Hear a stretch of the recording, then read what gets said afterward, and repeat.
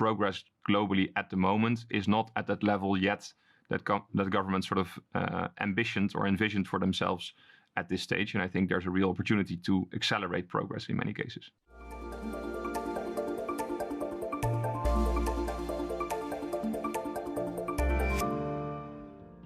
Hello and a very warm welcome to Energy Frontiers. I'm Rebecca McLaughlin-Easton. Today we're focusing on energy efficiency, a key tool in addressing energy affordability, quality of life and industrial competitiveness. Efficiency actions over the past 20 years have reduced household energy bills, greenhouse gas emissions and reliance on fossil fuel imports in some countries. But significant challenges to that progress lie ahead. The International Energy Agency joins me from Paris to discuss them. But first, here's an overview of the AIE's Energy Efficiency Report for 2025. Global energy efficiency progress is set to improve by 1.8% in 2025, up from around 1% last year, according to the IEA. Despite the uptick, the world remains off track to meet the COP28 goal of doubling annual energy efficiency gains by 2030. Some nations, mainly emerging economies, are showing stronger gains than in previous years, with energy intensity progress estimated to be more than 3% in China and more than 4% in India. More mature markets are weaker, with the United States and EU projected to fall below 1% after several years of stronger performance following the energy crisis. Some key trends holding back faster progress include industry, responsible for around 2/3 of global energy demand growth since 2019. Policy lagging technology progress is another, as is electricity demand growth outpacing renewable supply. Global energy efficiency-related investment is set to reach almost $800 billion in 2025, up 6% year-on-year. And despite 18 million people employed in energy efficiency last year, higher costs and labour shortages remain pain points.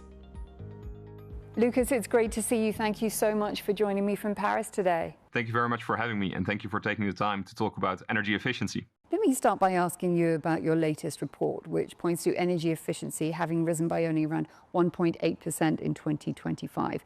Which policies or political decisions, or even political failures, some might say, have led us to where we are today? Which is holding back progress? Yeah, thank you very much for that question. It's an excellent point.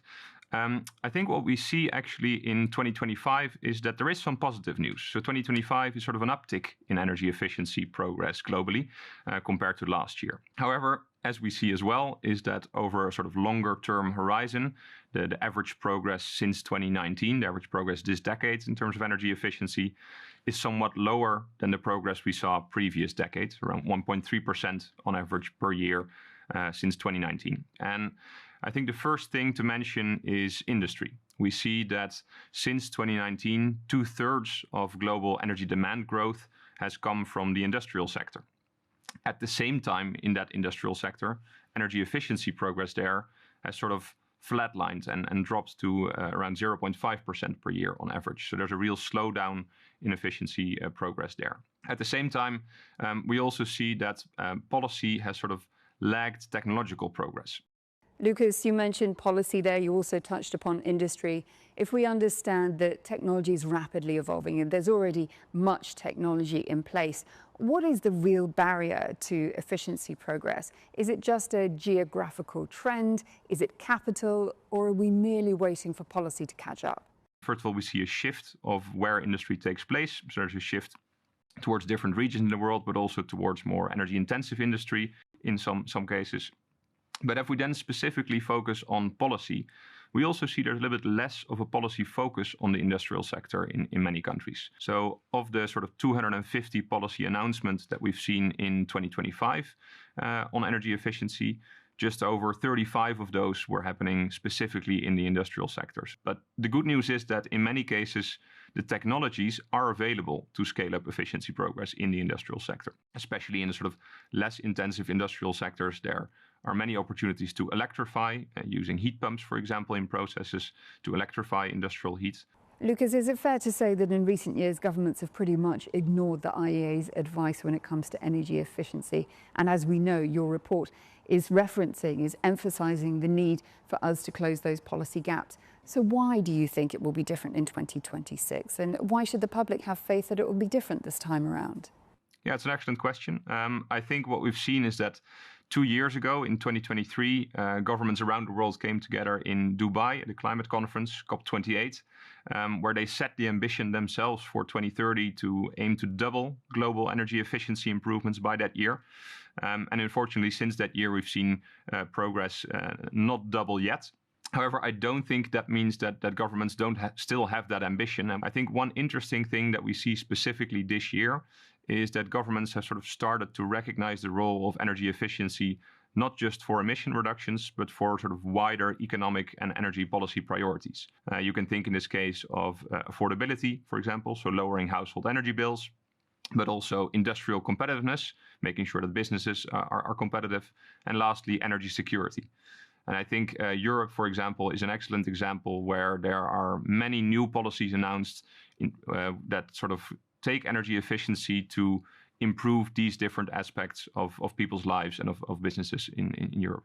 The best case scenario, as the IEA sees it, is for efficiency gains to more than double annually to meet global climate and energy goals. So which single action do you believe would really speed things up the most, and how soon could it have an impact? What is very promising is that we see that in many countries there are existing policy frameworks in place already.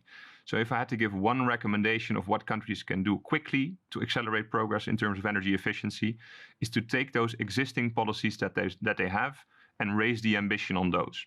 That's often one of the most fast and effective ways to raise efficiency progress. And that can be done in the building sector, in the industry sector, and in the transport sector. Lastly, Lucas, the IEA's World Energy Outlook 2025 warns that energy security risks now come from both fossil fuel markets and critical minerals for clean energy. Which of these, in your opinion, is more urgent and needing to be prioritized by governments today? We often joke a little bit, but call energy efficiency the first fuel here at the IEA. And I think for many of the challenges that governments face at the moment, whether that's affordability, energy security, like you mentioned, or competitiveness, energy efficiency can play a role in addressing all of those challenges. So I think it's important for countries to realize that, to unlock those benefits, and then hopefully accelerate progress. And there we have to leave our conversation, Lucas. But thank you so much for joining me from Paris today. It was great to speak to you. Thank you very much, Rebecca, and thank you for Energy Frontier for having me. It was a pleasure. Well, that is a wrap of our show. I very much hope that you enjoyed it. And for more episodes in the Energy Frontier series, just head to euronews.com. Thanks again for watching, and I'll see you soon.